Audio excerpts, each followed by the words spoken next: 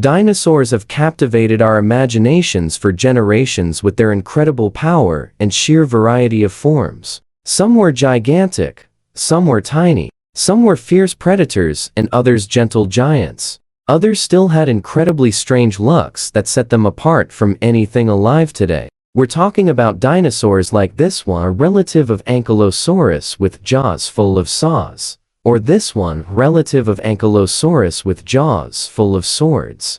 And let's not forget about this one, relative of Ankylosaurus with jaws full of scythes. What were these bizarre creatures and where did they come from? Hi, it's me, and welcome to my channel. Today, we are going to learn about a very special kind of dinosaur. But before we can do that, we need to talk about the way that all dinosaurs are discovered, through the work of fossil hunters. To be a good fossil hunter, you need to be able to spot interesting rocks from a long way off. Even better if you have a helicopter to get even closer without disturbing the sight. And nobody does this better than this guy, a wealthy collector who in the 1940s employed pilots to fly over potential fossil sites in the American West. If they spotted anything promising, he would go to see it himself. One day in 1942, one of these pilots spotted something really unusual, a rock formation unlike any other in the area. It was full of strange shapes and protrusions.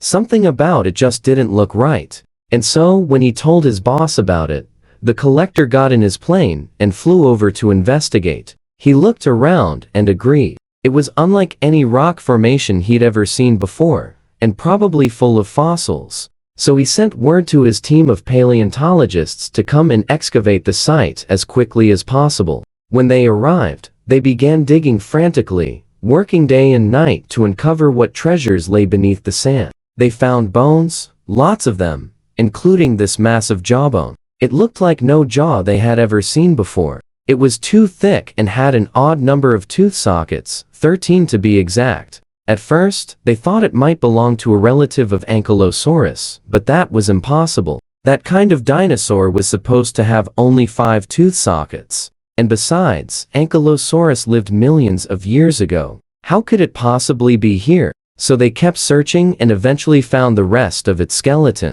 What they uncovered was unlike any creature they had ever seen before. It was covered in bony armor like a Volkswagen Beetle, and had a tail like a mace. But its most striking feature was its head. It looked like a living gargoyle, all sharp angles and terrifying expressions. The paleontologists named it Cteniohaeter, meaning cone-toothed reptile, but that name didn't last. Soon after, somebody realized that there was already a beetle named Cteniohaeter, so they changed it to Cteniohaeter. Now, this discovery was huge. Suddenly, everybody wanted to find one of these new dinosaurs for themselves. And so, the fossil rush was on. In just a few months, more than 100 of these gargoyle dinosaurs were discovered, along with hundreds of thousands of other fossils from many different kinds of dinosaurs. One of the most successful hunters was a team led by a pair of paleontologists who worked for a university museum. They went on to discover over 5,000 fossils at this one site alone,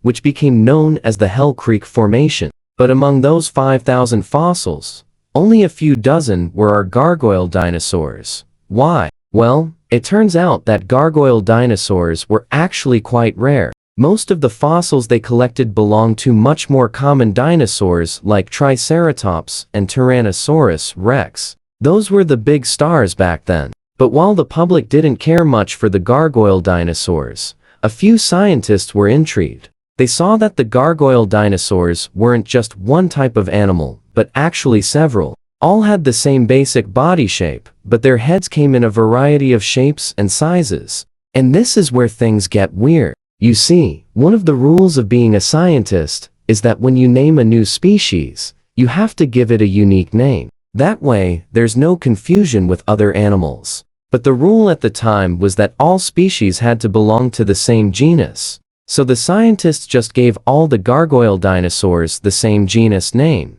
Cteniohaeter. They thought that meant all the different types were actually just one kind of animal. So they gave them different species names instead. They called the small-headed one C. brevis, the medium-headed one C. medius, and the large-headed one C. horridus. Simple, right? Well, unfortunately, that system broke down, because as more specimens were found, it became clear that there were even more shapes than they had accounted for. Scientists began naming more and more species until there were so many that it was impossible to keep track. For example, there was the tall-headed Cteniohaeter lacerta, the short-headed Cteniohaeterops, the narrow-headed Cteniohaeter simpsoni, the broad-headed Cteniohaeter colinsi, the thick-headed Cteniohaeter macroclytoides, and finally, the super-thick-headed Cteniohaeter russelli. By this point, scientists were losing track of how many types of gargoyle dinosaurs there were, let alone what all the names meant.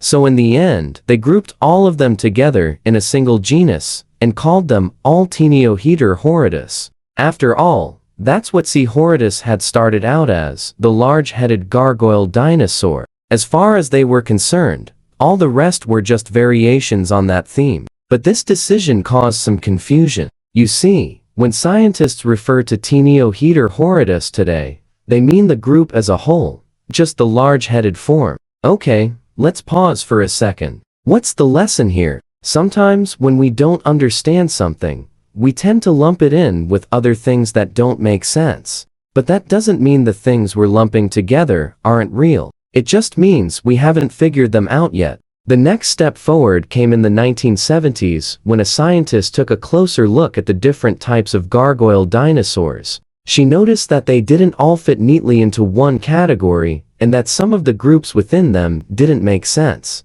For example, she noticed that C. breviceps wasn't just similar to C. horridus, it was actually intermediate between C. horridus and another gargoyle dinosaur, C. nebrisensis. Because of this, she decided to put C. breviceps back where it belonged, in its own group, with its own name. She also noticed that C. horridus wasn't just one type of animal, but actually 3 different types. So she split them up as well, leaving us with 4 distinct types of gargoyle dinosaurs, each in their own group. These 4 are C. brevis, C. nebrisensis, C. lacerta, and finally, the largest headed of them all, C. clytoides. These 4 are now recognized as the main types of gargoyle dinosaurs. But that doesn't mean that there aren't other types out there. There almost certainly are. The problem is that without more complete skeletons, it's hard to tell. For example, one scientist believes that C. brevis and C. nebrisensis are actually just juveniles, young C. clytoides that just hadn't finished growing their heads yet. If that's true, then there would only be 3 kinds of gargoyle dinosaurs. But without more fossils, we can't say for sure. All of this leaves us with a lot of questions. Why did the gargoyle dinosaurs have such strange heads? Were they all related? And why are they so rare? Unfortunately, we don't know the answers to any of those questions. But maybe someday, we will. Maybe someday, a fossil hunter will discover a new gargoyle dinosaur, one that's even stranger than any we've seen before. In the meantime, though, we can marvel at the ones we have. We can marvel at their strange shapes and realize that even the strangest shapes can be beautiful. And we can marvel at the people who discovered them, the fossil hunters who uncovered these ancient beasts and brought them to the world. Thanks for watching.